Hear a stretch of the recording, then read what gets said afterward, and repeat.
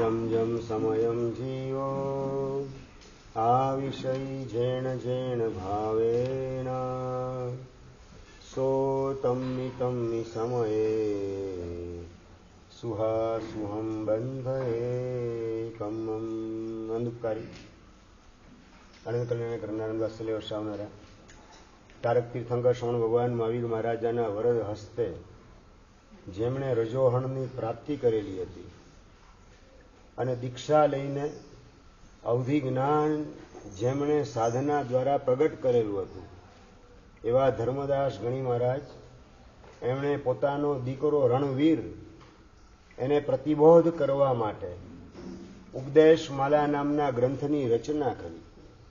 544 ગાથાનો આ ગ્રંથ, એની અંદર આ મંગલ શ્લોકની અંદર પ્રતિપળ આપણે જે સાવધાની રાખવાની છે અને શા માટે રાખવાની છે એની મહત્વપૂર્ણ વાત કરેલી છે. પ્રતિપળ સાવધાની કેમ તો કે પ્રત્યેક સમયે સારા કે નરસા જે પ્રકારના આપણે ભાવ કરીએ છીએ એને અનુરૂપ સારા કે નરસા એટલે કે પુણ્ય ને પાપ કર્મ આપણને સતત ચોટી રહેલા છે. માત્ર પ્રવૃત્તિ કરીએ નહીં પરંતુ ભાવ કરીએ એટલા માત્રથી, અંદરમાં પરિણામ પ્રગટ કરીએ એટલા માત્રથી કર્મ આપણને ચોટે છે. આની શ્રદ્ધા આપણને ખરી કે નહીં? સંદીપભાઈ, ગઈકાલે આ વિષયની આપણે શરૂઆત કરેલી હતી. કોઈ પણ વ્યક્તિ તમારી આજુબાજુમાં ગોઠવાય અને મનની અંદર એના પ્રત્યે નબળો પડઘો ઉઠે, એ નબળી વ્યક્તિ છે માટે નબળો પડઘો ઉઠેલો છે કે એનો તમે સ્વીકાર નથી કરી શકતા માટે નબળો પડઘો ઉઠેલો છે? આ સ્વીકાર નથી કરી શકતા. હરેશભાઈ, કોઈ પણ વ્યક્તિનો આપણે પ્રેમથી સ્વીકાર કરી શકીએ તો કોઈના પ્રત્યે મનમાં અણગમો ઊભો થવાની શક્યતા નથી. આ દેશના વડાપ્રધાન કે રાષ્ટ્રપતિ જેણે બનવું હોય પણ એમ કે ભાઈ હું હિન્દુનો સ્વીકાર કરું, મુસલમાનનો સ્વીકાર ના કરું, શીખનો સ્વીકાર કરું, બૌદ્ધનો સ્વીકાર ન કરું, તો આ દેશના રાષ્ટ્રપતિ કે વડાપ્રધાન બની શકે? શ્રીશભાઈ, ન બની શકે. વડાપ્રધાન કે રાષ્ટ્રપતિ બનવું છે તમામે તમામનો સ્વીકાર કરવો પડે છે. નંબર 2, જળ રાશિ બનવાનું સૌભાગ્ય દરિયાને પ્રાપ્ત થયેલું છે. પણ ક્યારે? ચંદ્રકાંતભાઈ એ કે હું ગંગાને સ્વીકારું પણ ગટરને ના સ્વીકારું, યમુનાને સ્વીકારું પણ નાળાનું પાણી આવતું એને હું ન સ્વીકારું. અશોકભાઈ, એ દરિયો બની શકે? દરિયો બધી નદીનો, ચાહે નદી હોય કે ગટરનું પાણી હોય કે નાળાનું પાણી હોય, ગંગા હોય, યમુના હોય કે કાવી હોય કે તાપેરી હોય, કાવેરી હોય કે તાપી હોય, નાની નદી હોય કે મોટી નદી હોય, તમામે તમામનો સ્વીકાર એક સરખી રીતે દરિયો કરવા તૈયાર થાય છે. માટે મહાસાગર એ ઉપમાને પામે છે, મહાસાગર નામને એ પ્રાપ્ત કરે છે. હું કબૂતરને વેસવા દઉં પણ કાગડાને વેસવા ન દઉં. આવું ક્યારેય વટ વૃક્ષ બોલે કે ના બોલે? ચાહે ગીધ બેસે કે સમડી બેસે, ચકલી બેસે કે પોપટ બેસે, બધાનો એક સરખો સ્વીકાર કરવાનું કામ વટ વૃક્ષ કરે છે. આપણે પણ એ જ રીતે જગતના તમામે તમામ જીવનો સ્વીકાર કરવા તૈયાર થઈએ તો આપણે આત્મામાંથી પરમાત્મા બનવાની ભૂમિકાએ પહોંચી શકશું. કાં અરિયંત પરમાત્મા અને કાં સિદ્ધ પરમાત્મા, બેમાંથી એક બનવું એ આપણો ગોલ છે. પણ ક્યારે બની શકાય? ભગવાન મહાવીર મહારાજા એણે ગૌતમ ગણનો પણ સ્વીકાર કર્યો ને ગોશાળાનો પણ સ્વીકાર કર્યો, પેલા ગોવાળનો પણ સ્વીકાર કર્યો. એટલે આ ફર્સ્ટ સ્ટેપ કયું છે તો કે આત્માને પરમાત્મા બનાવવા માટે અને પ્રત્યેક સમયે અશુભ ભાવના માધ્યમથી, અશુભ વૃત્તિ અને વલણના માધ્યમથી પાપ કર્મ આપણને ચોટી રહેલા છે, વળગી રહેલા છે, એમાંથી બચવા માટે ફર્સ્ટ સ્ટેપ કહ્યું તો કે એક્સેપ્ટ ઓલ, તમામનો આપણે સ્વીકાર કરીએ. કોઈના પ્રત્યે અભાવ, દુર્ભાવ, અણગમો કે તિરસ્કાર આપણા મનને કદાપી ન સ્પર્શે. એની જેટલી ભીતરમાં જાગૃતિ રાખશું એટલો આપણો આત્મા પરમાત્મા બનવાના માર્ગે ગોઠવાતો જશે. દરેક ભવની અંદર આપણે અનુકૂળ વ્યક્તિ પ્રત્યેનો અનુરાગ અને પ્રતિકૂળ વ્યક્તિ હોય એના પ્રત્યેનો ખટરાગ આ જ મનની અંદર ઊભું કરેલું છે. અનુકૂળનો અનુરાગ ને પ્રતિકૂળનો ખટરાગ એટલે એક્સેપ્ટ ઓલ એ ભૂમિકા આપણી આવી નથી. દરિયો કઈ ગંગાને સ્વીકારવું ગટરને નહીં તો એ મહાસાગરની ભૂમિકાએ ગોઠવાઈ શકે નહીં. આપણે જગતના તમામે તમામ વ્યક્તિનો સ્વીકાર કરીએ. સાવ સાદી વાત કરું, આંબેડ કરવા તમે બેઠા હો, તમારી બાજુમાં કોઈ કરોડપતિ વ્યક્તિ આંબેડ કરવા આવે, કિરણભાઈ તમે રાજીના રેડ થઈ જાઓ. પણ નંબર 2, તમારી બાજુમાં આંબેડ કરવા માટે 10,000 ને 12,000ની નોકરી કરનારો માણસ કે જેના માથે 1.5 લાખ 2 લાખનું દેવું હોય એવી કોઈ સાધારણ વ્યક્તિ, સાધર્મિક વ્યક્તિ તમારી બાજુમાં આંબેલમાં ગોઠવાઈ જાય, સંજયભાઈ પ્રસન્નતા તમારી ટકે, એને તમે સ્વીકારી શકો. આ ક્યાં મારી બાજુમાં ગોઠવાયો. મનોજભાઈ, જૈન હોવા છતાં પણ એની અંદર તમે ભેદભાવ પાડો છો. એ ભાઈ શ્રીમંત જૈન હોય મારી બાજુમાં ગોઠવાય તો મને ફાવે, અને આર્થિક સ્થિતિ એની નબળી હોય તો મન એનો સ્વીકાર કરવા તૈયાર થાય નહીં. એક્સેપ્ટ ઓલ આ ભૂમિકા આપણી આવતી નથી. માટે જ એના પ્રત્યે અણગમો, તિરસ્કાર, નફરત આ બધા પરિણામ અંદરમાં ઊભા કરીને પાપ આપણને ચોટે એવા પ્રકારની આપણી ભૂમિકાને મજબૂત કરવાનું આપણે કામ કરીએ છીએ. પ્રભુનું શાસન પામી અને આપણું કામ પાપ આપણને ચોટી જ ના શકે એવા પ્રકારની આપણી આંતરિક ભૂમિકાને તૈયાર કરવાની છે. તો આપણને મળેલું પરમાત્માનું શાસન એ સફળ બને, સાર્થક થાય. આપણને પાપ ચોટી જ ના શકે, ક્યારે ન ચોટે. આ એક્સેપ્ટ ઓલ સ્વીકાર ભાવ જેટલો આવશે તમામે તમામનો, તમામ વ્યક્તિનો સ્વીકાર ભાવ આવશે તો પાપ આપણને ચોટે એવા પ્રકારની આપણી ક્ષમતા અંદરથી ખતમ થતી જાય, ખલાસ થતી જાય. શાસ્ત્રમાં દૃષ્ટાંત આવે છે ઉત્તરાધીન સૂત્રની અંદર કે દિવાલ ઉપર માટીના 2 ગોળા અથડાવવામાં આવે છે. એક સૂકો ગોળો હતો અને એક પાણીથી ભીનો ગોળો હતો. સૂકો ગોળો ફેંકવામાં આવે, ચોટે કે ના ચોટે? બિલકુલ ના ચોટે. અને ભીનો માટીનો ગોળો એ નાખવામાં આવ્યો, પારસભાઈ ચોટે કે ના ચોટે? ત્યાં ને ત્યાં જ એ ગોળો ચોટી ગયો. એમાં વાંક દિવાલનો? પ્રશ્ન મહત્વનો આ છે. દિવાલ એકની એક છે, છતાં એક ગોળો ચોટે છે, બીજો ચોટતો નથી. એમાં વાંક કોનો? બસ ગોળો સૂકો હતો એટલે કે એની ચોટવાની પાત્રતા ખતમ થઈ ગઈ. તો દિવાલની યાર 1 વાર નહીં 10 વાર અથડાવો તો પણ એ ચોટે એમ નથી. અને ભીનો ગોળો 1 વખત એને ફેંકો એના ઉપર એટલે ચોટ્યા વિના રહે નહીં. ભીનો ગોળો મતલબ કે જગતના જીવો પ્રત્યે દ્વેષ, દુર્ભાવ, અણગમો, તિરસ્કાર વગેરે ભાવો આપણામાં લચપટતા હોય, આપણામાં ઉભરાતા હોય, એનાથી આપણે ખરડાયેલા હોઈએ, ભીંજાયેલા હોઈએ. એટલે કોઈ પણ વ્યક્તિ આવે આપણી ધારણા કરતા વિપરીત અવસ્થા એની જોવા મળે અને એના પ્રત્યે નફરત ઉછાળી અને આપણે પાપ કર્મને ચોટી જઈએ, પાપને આપણે વળગવાનું કામ કરીએ.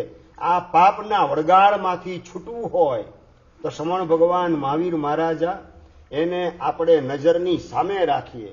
એણે ગૌતમનો, ગોવાળનો ને ગોશાળાનો એક સરખો સ્વીકાર કરેલો હતો. માટે જ એ આત્મામાંથી પરમાત્માની ભૂમિકાએ ગોઠવાયા. મારે દરેકે દરેકનો એક સરખો સ્વીકાર કરવો છે.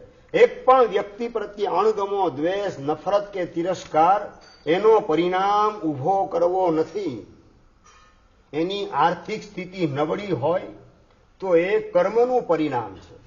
અને નંબર 2, આર્થિક સ્થિતિ એની સદ્ધર હોય તો એ પણ કર્મનો પરિણામ છે. આત્મા તરીકે કોઈ પણ આત્માની અંદર તફાવત ક્યારેય પણ પડતો નથી.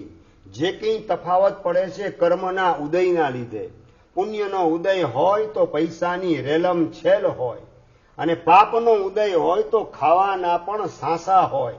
આવક જાવકના ટાંટિયા ભેગા કરવાની અંદર જિંદગી આખી પૂરી કરી નાખે, છતાં પણ માથેથી દેવાનો બોજ હળવો થઈ શકે નહીં. આવી સ્થિતિ એ પણ કર્મનો ઉદય છે. જીવની અંદર તફાવત કોઈ નથી. આપણે જીવ દ્રવ્યને જોઈએ કે એની આસપાસમાં પુણ્યનો ઉદય છે કે પાપનો ઉદય, એને જોઈએ. ચંદ્રકાંતભાઈ, ભરતભાઈ, કોના ઉપર તમારી નજર? એટલે ગામડાના ગમાર જેવી અથવા તો નાનકડા છોકરા જેવી દ્રષ્ટિ છે. હજી ઝવેરી જેવી દ્રષ્ટિ કે સોની જેવી દ્રષ્ટિ તમે કેળવેલી નથી. 100 ગ્રામ સોનાનું બિસ્કિટ એ ગટરમાં પડે અને ગટરમાંથી બહાર કાઢીને નાનકડા છોકરાને હાથમાં આપવામાં આવે, ગટરમાંથી કાઢીને છી કરીને ફેંકી દેવાનું કામ કરશે. ગામડાના ગમારને આપવામાં આવે પારસભાઈ, એ ગટરમાંથી કાઢીને સોનાનું બિસ્કિટ 100 ગ્રામનું ગામડિયાને આપવામાં આવે તો એ પણ ફેંકી દેશે. આ ક્યાં ગંદી ચીજ મને આપી. અને સોની હશે તો સોનીની નજર સોનાની આસપાસમાં કાદવ કીચડ ચોટેલ છે એના ઉપર કે ભીતરમાં સોનું છે, 100 ગ્રામનું એ બિસ્કિટ છે એના ઉપર. ભાઈ, કાદવથી ખરડાયેલું 100 ગ્રામનું સોનાનું બિસ્કિટ અને ખરડાયા વગરનું 100 ગ્રામનું સોનાનું બિસ્કિટ, બંનેની કિંમતમાં ફરક કેટલો? કિરણભાઈ, ફરક કેટલો પડે? કશો નહીં. છતાં ઓલો ગામડીઓ હશે તો છીયા કાદવ કીચડ ક્યાં મને આપે છે, એનો ઇનકાર કરશે, સ્વીકાર નહીં કરી શકે. અને સોની એનો સ્વીકાર કરશે, કારણ કે એની દ્રષ્ટિ કાદવ કીચડ ઉપર નહીં પરંતુ ભીતરમાં ગોલ્ડ છે એના ઉપર નજર છે. જેમ ગોલ્ડ ઉપર નજર સોનીની છે, એમ ભીતરમાં પડેલ ગોડ એટલે પરમાત્મા તત્વ, એના ઉપર આપણી નજર હોય. આસપાસમાં કર્મનો કાદવ છે, એના ઉપર આપણે નજર કરવી નથી. કર્મના કાદવને નજર અંદાજ કરી અને ભીતરમાં રહેલું ગોલ્ડના સ્થાનમાં ગોડનું સ્વરૂપ પરમાત્મા તત્વ, એના તરફ નજર પહોંચે તો ક્યારેય એના પ્રત્યે દ્વેષ કે દુર્ભાવ જાગી શકે નહીં. ક્યારેક એવું બની જાય કે ભગવાન મહાવીર મહારાજા જેની પ્રશંસા કરતા હોય તમારી બાજુમાં ગોઠવાયેલ હોય અને તમને એના પ્રત્યે અણગમો આવતો હોય. Ashokbhai, is it possible or not? ભગવાન મહાવીર જેની પ્રશંસા કરે અને એ તમારી બાજુમાં ગોઠવાઈ જાય ને તમે એના પ્રત્યે અણગમો કરો, આવું બને કે ના બને? હરેશભાઈ, બની શકે? પરેશભાઈ, બને કે ના બને? અલ્પેશભાઈ, કેમ વિચારમાં એકદમ કેમ ચડી ગયા? કે ગંભીર પ્રશ્ન છે ભાઈ. ચિંતનભાઈ, બને કે ન બને આવું? ધનેશભાઈ, જવાબ જોઈએ. 12 પરસદાની વચ્ચે જે પુણ્યા શ્રાવકની પ્રશંસાને અનુમોદના ભગવાન મહાવીર મહારાજાએ કરેલી છે, અને એ પુણ્યો શ્રાવક તમને ખબર ન હોય કે આ પુણ્યો શ્રાવક છે અને બાજુમાં ગોઠવાયેલો હોય સંદીપભાઈ, એના પ્રત્યે અણગમાનો ભાવ કે સદભાવ? સમજાય? મારે વાત એ કરવી છે કે તીર્થંકર માટે જે પ્રશંસનીય વ્યક્તિ હોય એ પણ આપણા માટે ટીકાપાત્ર બની જાય, નિંદનીય બની જાય કે અણગમાનો વિષય બની જાય. શેના કારણે? આપણી ગેરસમજણના કારણે કે એની નબળી ભૂમિકા છે એના કારણે? એ તમે ઉપાસની 4 દિવાલની વચ્ચે બોલો છો કે બહાર જઈને પણ બોલશો? સંજયભાઈ, ઉપાસની બહાર નીકળ્યા પછી તમારો આ જવાબ આવશે? નથી આવતો. આપણે માત્ર બાહ્ય રૂપ રંગ એના પૂજારી છીએ. ભીતરમાં પડેલું પરમાત્મા તત્વ બધા જીવોમાં એક સરખું છે. બસ આ વિચાર કરવામાં આવે તો કર્મ આપણને વળગે એવા પ્રકારની અંદરની આપણી ભૂમિકા ખતમ ને ખલાસ થતી જાય. કર્મ નિર્જરાની ભૂમિકા આપણી તૈયાર થતી જાય. શુદ્ધિના શિખરે ગોઠવાનું સૌભાગ્ય નિકટના કાળમાં પ્રાપ્ત થવા માંડે. સોનાની બજારની ડાયમંડ બજારની અંદર એક સાધર્મિક વેપારી પાસે આવીને ઊભો રહ્યો અને વાત કરે છે કે ભાઈ આર્થિક સંયોગ મારા નબળા છે, મને તમે દુકાને નોકરી માટે સ્વીકારી લો. શું કરવાનું તુષારભાઈ? શું કરો?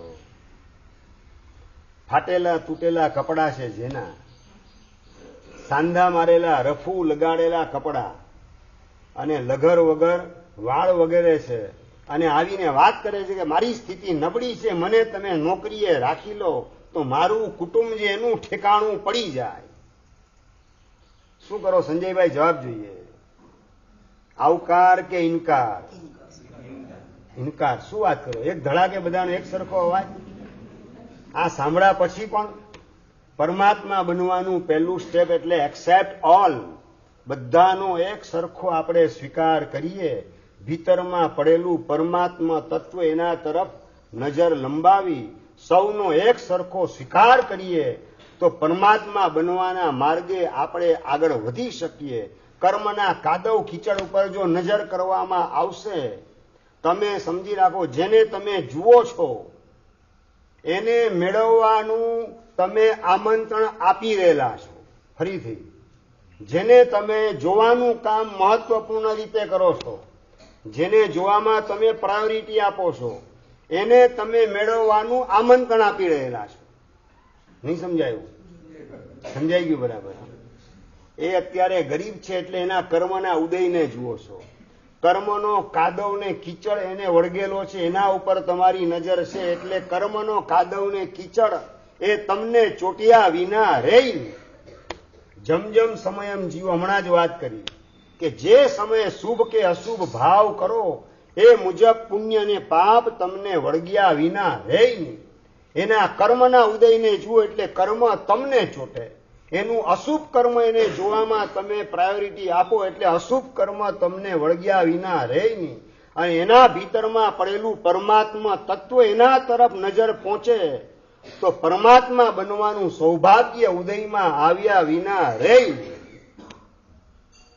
આપણે હજુ સુધી પરમાત્મા બની શક્યા નથી. એનું કારણ, એમાં જવાબદાર બીજી બધી જગતની વ્યક્તિઓ છે કે આપણે પોતે એમાં જવાબદાર છીએ.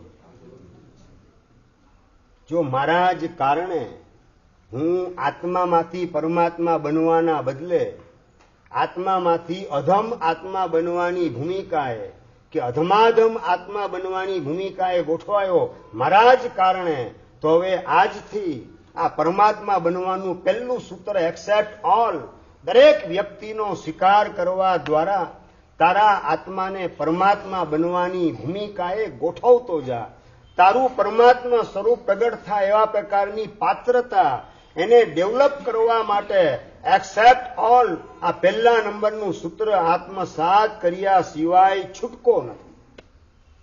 પેલા ડાયમંડ બજારની અંદર આવેલા સાધર્મિક એને વેપારી વાત કરે છે કે તમારી પાસે ટોટલ બચતની રકમ કેટલી છે? આવતા વેત બચત પૂછવાની વાત, હરેશભાઈ. અને ઓલો પ્રમાણિકપણે જવાબ આપે કે મારી પાસે 3600 રૂપિયા છે, મેક્ઝિમ ટોટલ 3600 રૂપિયા મારી પાસે છે. અને એ વખતે ડાયમંડ બજારનો જે કિંગ કહેવાય એવા પ્રકારનો વેપારી વાત કરે કે એક કામ કરો, 3600 રૂપિયા તમારી પાસે છે, અત્યારે શિયાળાના દિવસો ચાલે છે, 3600 રૂપિયાના 36 ધાબળા, 100 રૂપિયા. કેટલા એક ધાબળાની કિંમત? 100 રૂપિયાની તમે કિંમત ગણો, કેટલા ધાબળા? 36 ધાબળા ખરીદી લો. અને રાતના 11 વાગે ફૂટપાથ ઉપર સૂતેલા લોકો હોય, ગરીબ લોકો હોય, ભિખારી વગેરે હોય, ઝૂંપડપટ્ટીની અંદર તમે જ્યાં પણ ખુલ્લા શરીરે સૂતેલા ઠંડીની અંદર ઠૂઠવાતા લોકો દેખાય, દરેકને એક એક ધાબળો તમે ઉડાડી દો. 3600 રૂપિયામાંથી 36 ધાબળા લાવી અને 36 ગરીબ લોકો એને ઉઠાડવાનું તમે કામ કરી અને આવતીકાલે મારી પાસે આવજો. જોને તોની ભાષામાં, અશોકભાઈ તમને આવી કોઈ વાત કરે, ટોટલ કેપિટલ જ કેટલી છે ધનેશભાઈ? 3600ની. અને એના ધાબળા લઈ અને ગરીબો ઉપર ઓઢાડવાની વાત, ભિખારીને ઓઢાડવાની વાત, આમ માઇન્ડ સેટ થાય કે ન થાય? વિનીતભાઈ, તમારું ન થાય, માટે ઠેકાણું પડતું નથી. કોઈ પણ જાતના ખચકાટ વગર એમની વાતનો સ્વીકાર કરી લે છે. મહેન્દ્રભાઈ ડાયમંડ બજારના કિંગ સુરતની અંદર, અને એમણે પોતાની દુકાને આવેલા સાધર્મિક એમને આ વાત કરી. 3600 રૂપિયાના ધાબળા ખરીદી અને ગરીબોને, ભિખારીને, ફૂટપાથ ઉપર ને ઝૂંપડપટ્ટીમાં જે કોઈ ઠંડીમાં ઠૂઠવાતા દેખાય એને ઓઢાડી અને આવતીકાલે તમે મારી દુકાને આવજો. 3600 રૂપિયાના ધાબળા લઈ અને ઓઢાડવાનું કામ કરી દીધું અને ગરીબ લોકોની, ભિખારી વગેરેની દુઆ લેવાનું કામ કરી. અને બીજે દિવસે મહેન્દ્રભાઈ પાસે એ સાધર્મિક આવી જાય છે. સાધર્મિકને જોયા, 3600ના ધાબળા ઓઢાડીને આવેલો છું. આની અંદર એને મેળવ્યું કે ગુમાવ્યું? અશોકભાઈ, મેળવ્યું કે ગુમાવ્યું? શું મેળવ્યું? 3600 હતા એ ગયા, હું મળ્યું શું એને? પુણ્ય મળ્યું, દુઆ મળી. આના ઉપર તમારી નજર હોય કે તમને જે ગયું એના ઉપર નજર હોય? હા, બેવકૂફ છે એમ કહો. લો, આ એક નવો જવાબ સાંભળવા મળે છે. અમને તો ગામે ગામ ફળદનું ખોપડી મળતી હોય છે, અલગ અલગ પ્રકારની. નાના પણ એ સભાના પ્રતિનિધિ તરીકે બોલે છે. જે સાચો જવાબ તમે નથી બોલી શકતા ને, એ બોલવાની હિંમત એમની પાસે છે, માટે એ બોલે છે. તમારો બધાનો મોટા ભાગનો જવાબ આ જ અંદરના ખૂણામાં પડેલો હશે કે બેવકૂફ કહેવાય. 3600 રૂપિયા, પંકજભાઈ, 3600ની માત્ર કેપિટલને એ પણ ખર્ચી નાખી અને આવતીકાલે કદાચ મહેન્દ્રભાઈ જાકારો આપે તો? ગેરંટી તો કઈ છે નહીં, પ્રોમિસ તો આપેલું નથી કે તને હું મારી દુકાને ગોઠવી દઈશ. અને કદાચ સાવ ભિખારી જેવી સ્થિતિમાં પોતાને ગોઠવાવું પડે તો? આવો કોઈ નબળો વિચાર એ સાધર્મિકના મનમાં આવેલો નહોતો. કારણ કે બીજા નંબરની એની ભૂમિકા, રિસ્પેક્ટ ઓલ, આ ભૂમિકા અંદરમાં એણે ઊભી કરેલી હતી. પહેલા નંબરમાં એક્સેપ્ટ ઓલ, બીજા નંબરમાં રિસ્પેક્ટ ઓલ. દરેક વ્યક્તિને આપણે માન આપતા શીખીએ, આદર આપતા શીખીએ, બીજાની કદર કરતા શીખીએ, બીજાની સારી વાતનો સ્વીકાર કરતા શીખીએ. એ કહેવાય રિસ્પેક્ટ ઓલની આપણી બીજા નંબરની ભૂમિકા. દરેક વ્યક્તિની સાચી વાતને આદર આપતા આવડે, એનો સ્વીકાર કરતા આવડે, અને એ રીતે સામેની વ્યક્તિનું સન્માન જો તમે કરો, એનાથી ઓટોમેટિક તમારું પુણ્ય ઉંચકાતું જાય છે. આજે દીકરો પણ પોતાના બાપની વાત સ્વીકારવા તૈયાર થાય કે કેમ એ મોટો પ્રશ્ન છે. દીકરા દીકરીને મમ્મી પપ્પા કે દાદા દાદી, ઘરના વડીલ, એના પ્રત્યે પણ રિસ્પેક્ટ છે કે કેમ, એ $1,00,000નો પ્રશ્ન ઉભો થાય એવું ઘરે ઘરે વાતાવરણ સર્જાઈ રહેલું છે. દીકરો જે છે એને પપ્પા વાત કરે, બેટા પાણી આપ. IPL ચાલી રહેલી હતી, મેચ જોવાની અંદર મશગુલ બનેલો દીકરો સાંભળે બીજા, જવાબ આપે બીજા, નો રિપ્લાય. અને પપ્પા બીજી વાર બૂમ પાડે, અલિયા પાણી આપ, નો રિપ્લાય. અને ત્રીજી વાર થોડા મોટા અવાજે આક્રોશથી, અલિયા પાણી આપ, નો રિપ્લાય. અને પપ્પા વાત કરે એકદમ આવેશમાં આવીને, અલિયા તું બેરો છે, સાંભળતો નથી? ના ના, સાંભળું જ ને, તમે 3 વાર માંગ્યું પાણી મારી પાસે, સાંભળું જ મેં. સમજાય ને? આ વર્તમાન કાળની પેઢી છે. અને આ વર્તમાન કાળની પેઢીને સંસ્કાર આપવા માટે તમે જહેમત ઉઠાવેલી નથી. સંસ્કાર આપવા માટે જેટલી તમે મહેનત કરો છો, અને નંબર 2, સંતાનને સંસ્કાર આપવાના બદલે સંતાન જે એને શિક્ષણ આપવા માટેના તમારા પ્રયત્ન, બેમાંથી પ્રયત્ન કયા વધારે? આ સેન્ટ મેરીની અંદર મારા દીકરાને દાખલ કરવો છે, મારે ઊંચામાં ઊંચી સ્કૂલની અંદર ઊંચામાં ઊંચું શિક્ષણ મળે મારા દીકરા દીકરીને, એના માટેના મનમાં ભાવ જાગે છે. ઊંચામાં ઊંચું સંસ્કરણ મારે કરવું છે, એ માટેના પરિણામ કેટલા જાગે? તમે એ દિશામાં લગભગ મહેનત કરેલી છે જ નહીં. શિક્ષણ એ ડબ્બાના સ્થાનમાં છે, અને સંસ્કરણ એ છે એન્જિનના સ્થાનની અંદર. ડબ્બા તમે એકના બદલે 15 ડબ્બા ગોઠવેલા હોય, પણ આગળ એન્જિન જ ન હોય તો એ રેલવે મંજિલે પહોંચે કઈ રીતે? મંજિલે પહોંચવાની વાત તો દૂર છે, યાર્ડમાંથી નીકળીને સ્ટેશન ઉપર પણ આવવા માટેનું સૌભાગ્ય એ ડબ્બાઓને પ્રાપ્ત થઈ શકતું નથી. કારણ એન્જિન લેસ, એન્જિન વગરના ડબ્બા છે. એન્જિન વગરના ડબ્બા કામમાં કેટલા આવે? એમાં બેસવા કેટલા તૈયાર થાવ? સંદીપભાઈ, શિરીષભાઈ, એન્જિન વગરના ડબ્બા હોય બેસવા માટે તૈયાર બિલકુલ નહીં. અહીંયા મને એવા ઘણા દેખાય છે એન્જિન વગરના ડબ્બામાં જ પોતાના દીકરાને ગોઠવવાની તૈયારી કરનારા. જ્યાં સંસ્કરણનું એન્જિન નથી અને માત્ર શિક્ષણના ડબ્બા 1, 2, 3, 4, 5, 15, અરે શિક્ષણ સ્કૂલમાં મળતું હજી ઓછું છે તો પ્રાઇવેટ ટ્યુશન કરાવવું ઊંચામાં ઊંચું, એના માટે 10,000 મહિનાના ખર્ચવા પડે તો એના માટેની તૈયારી છે. પણ શિક્ષણની સાથે સાથે સંસ્કરણનું એન્જિન માટે જો મહેનત કરેલી નહીં હોય તો આ શિક્ષણના ડબ્બા એને સફળતાની દિશાની અંદર આગળ વધારી શકશે નહીં. એના કદાચ બાહ્ય દ્રષ્ટિએ સફળતા મળી જાય, પણ જીવનને સરસ બનાવવાની દિશાની અંદર મારા સંતાનો આગળ વધે તેવી શક્યતા બિલકુલ રહેશે નહીં. જો એના જીવનના અંદર સંસ્કરણના એન્જિનને ગોઠવવા માટેનો પ્રયાસ મારા દ્વારા નહીં થયેલો હોય તો આવા પ્રકારનો વિચાર તમારા ભીતરમાં કેટલો આવે?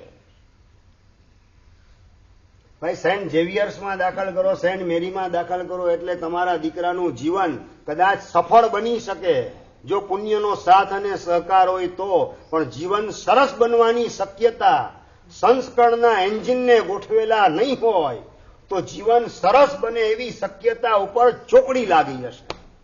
આજે લગ્ન પહેલા જ અલગ થવાની વાત એન્ગેજમેન્ટ વખતે જ ગોઠવાઈ જતી હોય છે.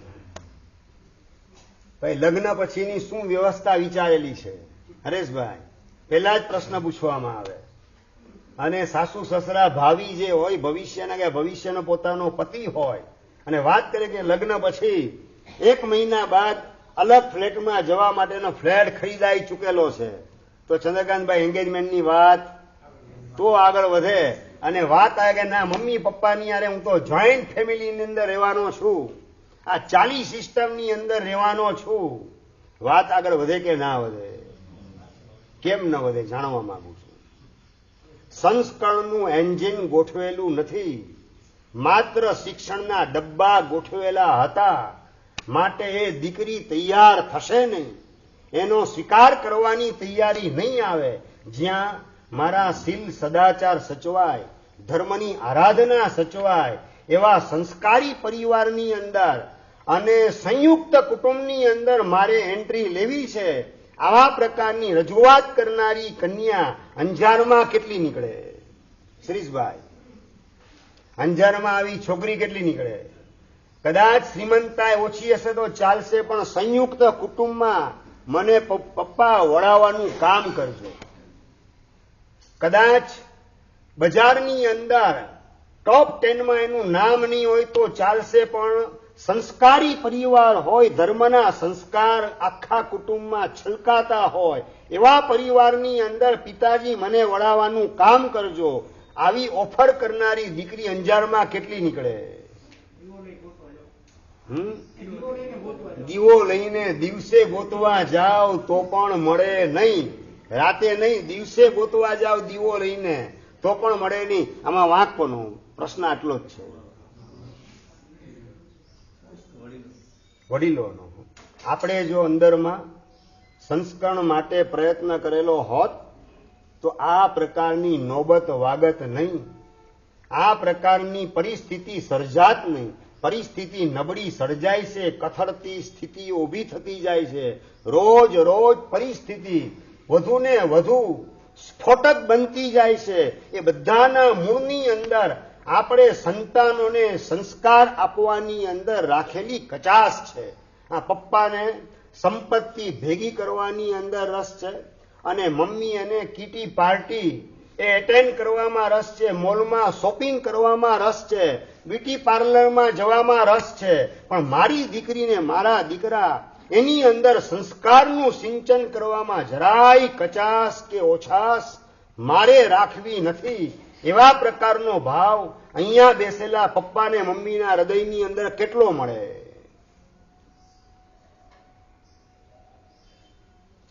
તમારે ત્યાં આવનારી વહુ કેવા પ્રકારની હોય એવી ઈચ્છા? હા, સંસ્કારી જોઈએ. અચ્છા, એમાં વિભક્ત કુટુંબમાં રહેવાની ભાવના વાળી હોય. હા, ઘર સાથે. એ કહે છે કે હું મારા પતિની હારે તમારા દીકરાને લઈને અલગ થઈ જાઉં, ઘર સાચવીશ. એ મારા ઘરની અંદર તમારો પ્રવેશ નહીં, તમારું ઘર અલગ ને મારું ઘર અલગ. એવી વહુ તમને ગમશે કે નહીં ગમે? પસંદ પડશે કે નહીં પડે? હા, પાણીયા બેસી ગયેલા છે.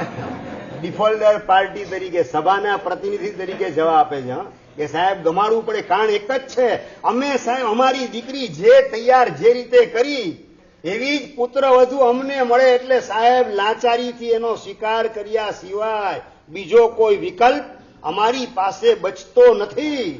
આ સત્ય હકીકત છે. આપણે વહુ કેવી આવે એની ઈચ્છા, એના સપના જે જોતા હોય તો મારી દીકરી કોકના ઘરે પુત્ર વધુ તરીકે જાય ત્યારે મારી જે ડિઝાયર છે ને મારી જે ડિમાન્ડ છે કે મારા ઘરમાં આવનારી પુત્ર વધુ આવા પ્રકારની હોવી જોઈએ, એવું જ મોડેલ મારા વેવાઈને આપવાનું કામ કરીશ. આવી તૈયારી ભીતરમાં કેટલી મળે?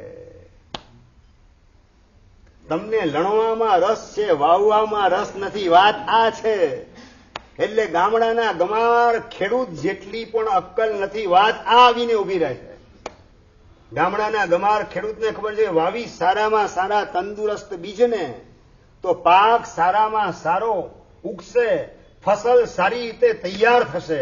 સડેલા બીજને વાવીશ તો પાકના દિવસો આવશે, લણવાના દિવસો આવશે ત્યારે બોર બોર જેવા આંસુ મારે પાડવા પડશે. ગામડાના ગમાર ખેડૂત પાસે આ અક્કલ છે. આપણે સાહુકાર કહેવાઈએ ને વાણિયાના દીકરા કહેવાઈએ, બુદ્ધિમાન કહેવાઈએ, અને છતાં આપણી પાસે આ અક્કલ મળે કે ના મળે? હું જેવું વાવીશ મારા સંતાનોની અંદર, મારી દીકરીની અંદર જેવા સંસ્કારનું હું વાવેતર કરીશ અને એવું જ મને પાત્ર પુત્ર વધુ તરીકે આ ઘરમાં પ્રાપ્ત થશે. આવી વિચારણાવાળા આ સભાની અંદર કેટલા? પુત્ર વધુ સંસ્કારી જોઈએ, સહનશીલ જોઈએ, મર્યાદા પાલન કરનારી જોઈએ, વિનયી જોઈએ, વિવેકી જોઈએ, સેવા કરનારી જોઈએ, આમાન્યા પાડનારી જોઈએ, અમારું ગૌરવ વધારવાની જોઈએ. કેટલી ભાવના સંદીપભાઈ!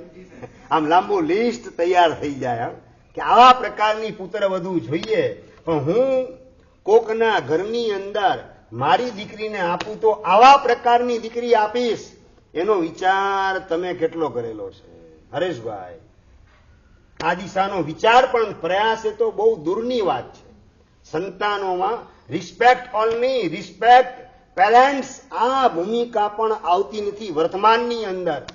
વર્તમાનની સ્થિતિ બહુ કથળી ગયેલી છે.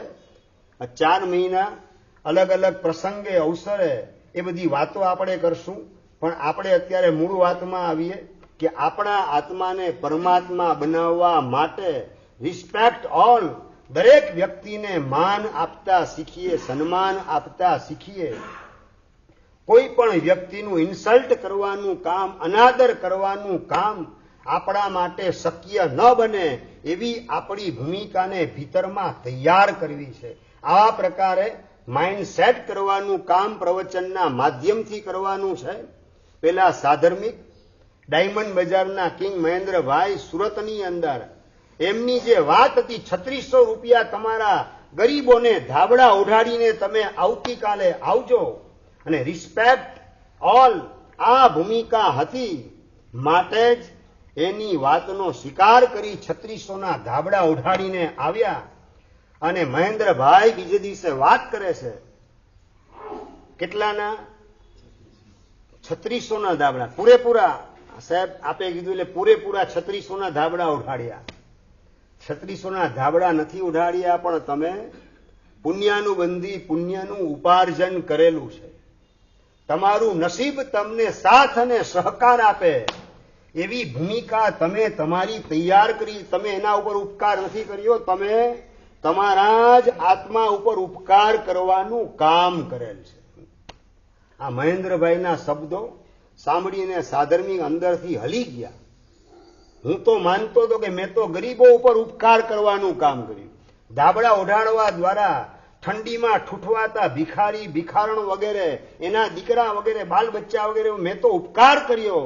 એમના ઉપર ઉપકાર નહીં, તમે તમારા આત્મા ઉપર ઉપકાર કરેલો છે. એની દુઆ લેવા દ્વારા અને પુણ્યનું ઉપાર્જન કરવા દ્વારા હવે તમે તમારા નસીબ આદે પાંદડું હતું એ ખસી ગયું છે. તમારું ભવિષ્ય બ્રાઇટ બની ગયું છે. તમે બિલકુલ ચિંતા ના કરશો. તમને આ 50,000 રૂપિયા આપું છું. તમે ડાયમંડ બજારની અંદર દલાલી શરૂ કરો. 1 મહિના સુધી ડાયમંડની તમે દલાલી કરો. તમને હું 10-15 નામ આપું છું મારા કસ્ટમરના. એમની પાસે જજો, પડીકા મારી પાસેથી લઈને જજો. ડાયમંડ બજારમાં દલાલી તમે આજથી સ્ટાર્ટ કરો. 1 મહિના સુધી પ્રયત્ન કરો ને 1 મહિનાની અંદર તમારું નસીબ એમાં સાથ ના આપે તો આવતા મહિને મારી આ દુકાનની અંદર મહિનાના 25,000ના પગાર લેખે તમને રાખવાનું કામ હું કરીશ. આ રિસ્પેક્ટ ઓલની વાત છે. એક્સેપ્ટ ઓલ તો હતું જ, એનાથી આગળ રિસ્પેક્ટ ઓલ. સાધર્મિક મારી દુકાને આવે એનું પુણ્ય નબળું છે. પાપનો ઉદય એને ડિસ્ટર્બ કરે છે. પાપનો ઉદય ખસે ને પુણ્યનો ઉદય જાગ્રત થાય એવી ભૂમિકામાં એને ગોઠવી દઉં. આવા પ્રકારના ભાવથી મહેન્દ્રભાઈ એમણે એને 3600ના ધાબળા ઉઢાડવાની ઓફર કરી અને બીજે દિવસે પોતાની પાસે આવે કેટલા રૂપિયા? દલાલી માટેના 50,000 રૂપિયા સામે ચાલીને આપે કે આના માધ્યમથી તમે ડાયમંડની દલાલીની અંદર ગોઠવાઈ જાઓ. 1 મહિનો પ્રયત્ન કરો, જો તમને ફાવી જાય, નસીબ આમાં તમને સાથ અને સહકાર આપે તો આગળ વધજો. 10 કસ્ટમરના નામ તમને આપું છું. પોતાની પાસે કાગળનું લિસ્ટ તૈયાર રાખેલું હતું અને કાગળ આપે છે પેલા સાધર્મિકને. સાચું, તમે તમારા કસ્ટમરના નામ મને છે ને એલા મહેન્દ્રભાઈની કથામાં રસ નહીં, મને તમારી કથામાં રસ છે. તમે તમારા કસ્ટમરનું લિસ્ટ 100માંથી 10નું નામ પણ કોઈને આપવા તૈયાર થાવ ખરા? કિરણભાઈ નહીં? સાધર્મિકને લિસ્ટ આપવા માટે તૈયાર? ક્વાઇટ ઇમ્પોસિબલ ભૂમિકા. ચંદ્રકાંતભાઈ, મારા પુણ્યથી મારા કસ્ટમર ગોઠવાયેલા છે, એમાંનો એક પણ ઓછો થવો જોઈએ નહીં, એકની પણ વિકેટ ખરવી જોઈએ નહીં. એ ટોપ સિક્રેટ ક્યાંય મારે ડિક્લેર કરવું નથી. જેટલી સંકુચિતતા તમારી હોય એટલું પુણ્ય તમારું સંકુચિત થતું જાય છે. આ વિચાર ભીતરને કેટલો સ્પર્શે. આવતીકાલથી છે ને નાનકડી સૂચના આપી દો બધાને કે પ્રવચનમાં આવો તો ખાસ બધા નોટ અને પેન લઈને આવજો. ગઈકાલનો તમારો જવાબ જે હતો ને એના આધારે આ તમને વાત કરું છું. ગઈકાલનો તમારો જવાબ શું હતો સંજયભાઈ? શ્રાવિકા ઘરેથી આવી ના શક્યા હોય, તમે આવેલા હોય ને તમને પૂછે મારા સાહેબ વ્યાખ્યાનમાં શું કીધું તું? 2 મિનિટમાં વ્યાખ્યાન પૂરું. સમજી ગયા ને? આ તમારી વાસ્તવિકતા ખ્યાલમાં આવી મને ગઈકાલે. એટલે નાનકડું આજે એક સજેશન કરું છું. પ્રભાવનાની વ્યવસ્થા ગોઠવી દઉં. શિરીષભાઈ, કિરણભાઈ, સૂચના કરું પ્રભાવના માટે નોટ ને પેન ની કે લઈને આવશો? તુષારભાઈ, આ નોટ અને પેન લઈને આવીએ અને તમારા હાર્ટને ટચ કરે એવા પ્રકારનું કોઈ ગોલ્ડન સેન્ટેન્સ તમને લાગે એ તરત જ ટપકાવવાનું કામ કરી લેજો. ટીપે ટીપે સરોવર ભરાતું જાય એમ તમારી એ 100 પાનાની કે 200 પાનાની નોટબુક રોજના એક એક પ્રવચનના 8-10 ગોલ્ડન સેન્ટેન્સ ટપકાવતા ટપકાવતા જીવનભરનું એક ભાથું ક્યારેય પણ ખૂટે નહીં, ભવ સુધી તમને સાથ અને સહકાર આપે એવા પુણ્યના ઉપાર્જનની અંદર એ બધા મુદ્દાઓ નિમિત્ત બનતા વાર લાગશે નહીં. ચોમાસું 4 મહિના ક્યાં પતી જશે ખબર નહીં પડે. ચોમાસા પછી એ ડાયરી વાગોળવા માટે ઉપયોગી બનશે. આજના પ્રવચનના મુદ્દા લખેલા, દુકાને એક ગ્રાહક ગયો ને બીજો ગ્રાહક નથી આવ્યો ત્યાં સુધી ફ્રી બેઠા હો. આજે પ્રવચનમાં કયા કયા મુદ્દા આવેલા હતા એના ઉપર નજર ફરી વળે અને હૃદય ભીનું બનતું જાય, આત્માની ભૂમિ ફળદ્રુપ થતી જાય અને માત્ર સદવિચારના માધ્યમથી આત્માની ભાવ તંદુરસ્તી બળવાન બનતી જાય. પુણ્યનું ઉપાર્જન ઓટોમેટિક સદભાવનાના માધ્યમથી થતું જાય અને એ પુણ્યોદય સંસારમાં પણ તમને ડિસ્ટર્બ થવા દે નહીં, સંસારમાં પણ પ્રોબ્લેમ ક્રિએટ થવા દે નહીં અને આરાધના માટેના અનુકૂળ સંયોગો આપ્યા વિના રહે નહીં. આવા પ્રકારના પુણ્યના ઉપાર્જનની અંદર તમે સહજ રીતે ગોઠવાઈ જાઓ. બહારનું કશું કર્યા વગર અહોભાવપૂર્વક એ વ્યાખ્યાનના મુદ્દા જ્યારે પણ ફ્રી બેઠા હો ત્યારે નજર કરતા વાગોળતા ગાય છે ને પેલા શું કરે ખબર છે ને, એક સાથે ઘાસ પીરસવા નિરણ કરેલું હોય ને ઘાસનું પાંજરાપોળમાં, બધું એક સાથે ગાય મેક્સિમમ જેટલું વપરાય એટલું વાપરી લે. વાપરવાનું 5 કલાક 20 મિનિટ કે અડધો કલાક અને પછી 4 કલાક 6 કલાક વાગોળવાનું કામ કરે. સમજી ગયા ને હું શું કહેવા માંગુ છું? ખ્યાલ આવી ગયો પારસભાઈ? આ વ્યાખ્યાન 1 કલાકનું મુદ્દા જે ટપકાવેલા હોય, ફ્રી બેઠા હો ત્યારે એને વાગોળતા એના રિલેટેડ દ્રષ્ટાંત સંક્ષેપમાં લખેલું હોય, નામ લખેલું હોય અને નામ વાંચો, મુદ્દો વાંચો ને આખું વ્યાખ્યાન ભીતરમાં તાજું થઈ જાય અને તમારું હૃદય સદભાવનાથી તરબતર થયા વિના રહે નહીં અને એના દ્વારા પ્રસન્નતાનો પમરાટ તમારા જીવનમાંથી કોઈ આંચકી શકે નહીં એવી ભૂમિકા, સદ્ધર ભૂમિકા તમારી તૈયાર કરવામાં એ તમે તૈયાર કરેલી નોટબુક એ મહત્વપૂર્ણ ચાલક બળ બની રહેશે.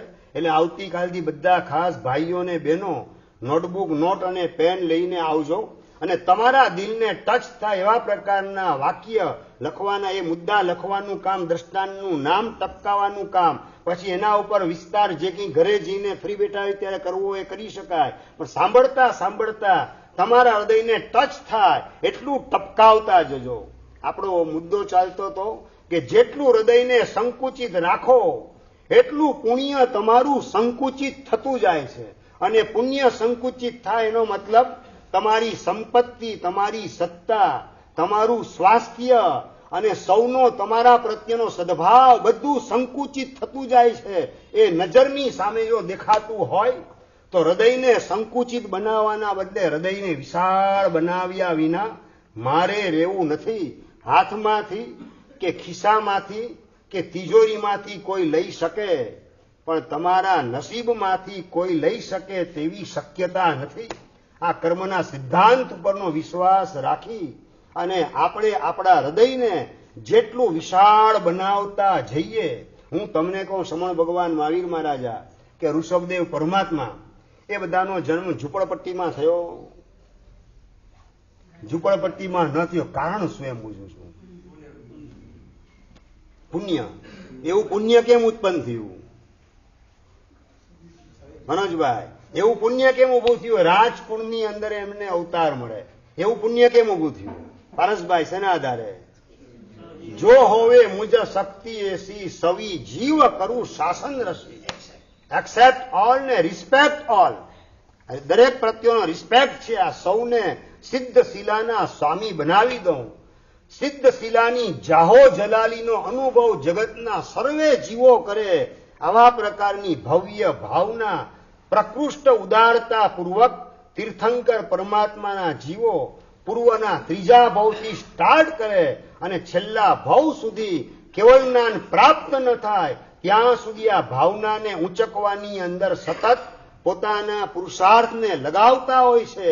એના પ્રતાપે કુદરત અને કર્મ સત્તા પણ એનું સન્માન રાજ પરિવારની અંદર અવતાર આપવાના માધ્યમથી કરે. સમજાઈ ગયું? આ દ્રષ્ટાંતના માધ્યમથી સિદ્ધાંત તારવતા શીખવાનું છે.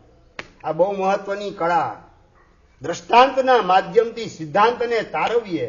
ઋષભદેવ પરમાત્મા, અજીતનાથ પરમાત્મા, સંભવનાથ દાદા, તીર્થંકર ભગવંતો રાજ પરિવારમાં જન્મે.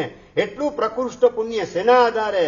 હૃદયની સંકુચિતતાના આધારે કે હૃદયની વિશાળતાના આધારે? તમે શું કરશો હવે? હૃદયને સંકુચિત કે વિશાળ? નક્કી. એટલે તમારો દીકરો સ્કૂલે જતો હોય, તમારા ધર્મપત્ની નાસ્તાનો ડબ્બો તૈયાર કરીને આપતા હોય દીકરાને, ભાઈ કાનમાં મંત્ર ફૂંકવાનું કામ કરે. સંદીપભાઈ કયો મંત્ર ફૂંકે?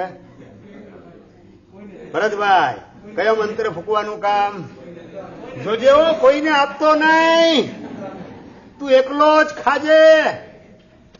એટલે મંત્ર ફૂંકો ગયો સંકુચિત બને એવો કે ઉદાર બને એવો? એનું હૃદય વિશાળ બને કે હૃદય સંકોચાઈ જાય એવો ઉપદેશ આપો. આ સંસ્કરણ છે કે એનું ભાવ મરણ છે? ભાઈ સંસ્કરણ કે ભાવ મરણ? આ બધું તમે સમજો તો બધું છો.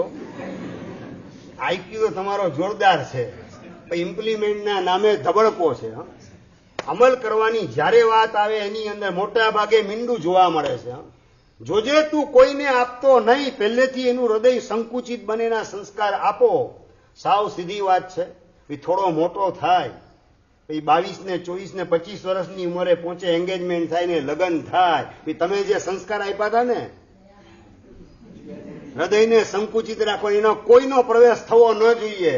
એટલે પોતાની પત્નીને પ્રવેશ આપી અને માતા પિતા દાદા દાદી બધાને બાયપાસ કરવાનું કામ, બધાનો બહિષ્કાર કરવાનું કામ એમાં જ ગોઠવાય કે બીજે રસ્તે ગોઠવાય? હાથના કરિયા હૈયે વાગે એ કહેવત હજારો વખત સાંભળવા છતાં હાથના એવા કોઈ હલકા કામ કરવા નથી કે જે મારા હૈયે વાગે અને પાછલા દિવસો જીવનના રડતા રડતા પસાર કરવા પડે.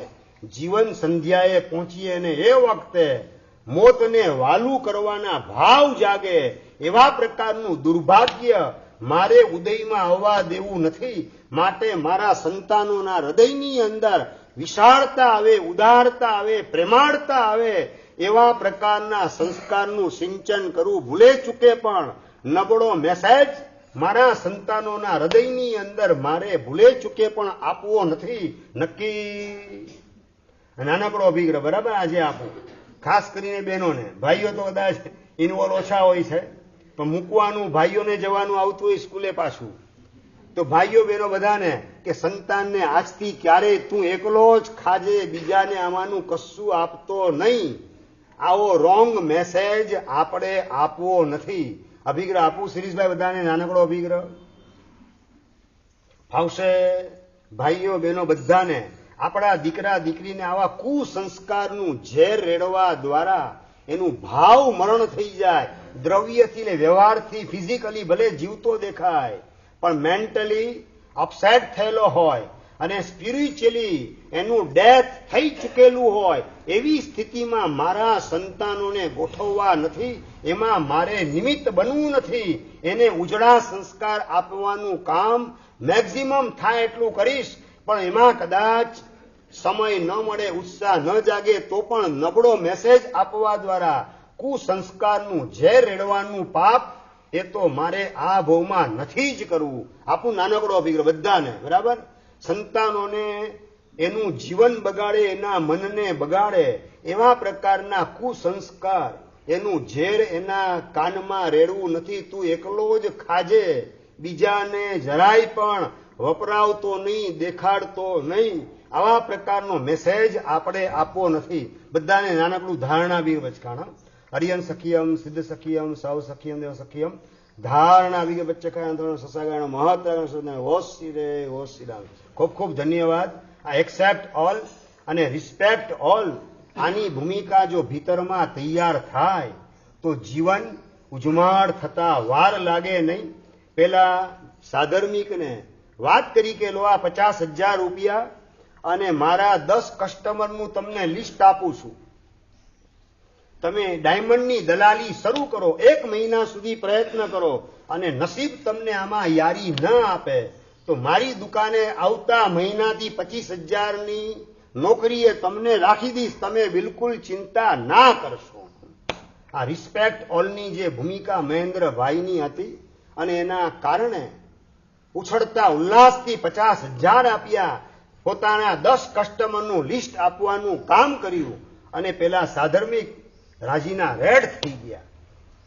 3600 ગુમાવ્યા એવો વિચાર નહીં, પણ એ પુણ્ય એવું ઉદયમાં આવેલું છે કે જેના કારણે તમને મને 50,000 આપવાના ભાવ જાગ્યા અને તમારા અંગત 10 કસ્ટમર એનું લિસ્ટ આપવાનો ભાવ તમારા અંતરમાં જાગ્યો. માટે મહેન્દ્રભાઈ, મને ખાતરી થઈ ચૂકેલી છે કે 3600 વેડફાયા નથી, 3600ની વાવણી થયેલી છે અને વાવણી પણ 24 કલાકમાં જેમ ચક્રવર્તી એ વાવે અને એનું વાર્ધકી રત્ન વગેરે હોય, એ કર્ષક રત્ન વગેરે એ 24 કલાકમાં પાક ઉગાડવાનું કામ કરે, એ રીતે ચક્રવર્તીના રત્નની જેમ ગઈકાલે વાવેલું આ 24 કલાકની અંદર આજે ઉગી નીકળેલું છે. લાખ લાખ ધન્યવાદ તમને. શ્રમણ ભગવાન મહાવીર મહારાજાનું તત્વજ્ઞાન પ્રેક્ટિકલી આપે મને સમજાવ્યું, એ બદલ તમારો પાડ શું માનું. આ રીતે ધન્યવાદની લાગણી પહોંચાડી મહેન્દ્રભાઈને. અને પેલા ભાગશાળી એ 10 કસ્ટમરનું લિસ્ટ લઈ અને પહોંચ્યા. કહેવાની મારે તમને જરૂરત નથી, માત્ર 1 જ મહિનાની અંદર 1.25 લાખનો પ્રોફિટ એ સાધર્મિક ભાગશાળીને પ્રાપ્ત થયો. પ્રોફિટની વાત કહું છું, બિઝનેસની વાતની, વકરાની વાત નથી કહેતો સંદીપભાઈ. 1.25 લાખનો પ્રોફિટ પોતાને મળ્યો, એમાંથી 50,000 મહેન્દ્રભાઈ એને આપવા માટે આવે છે.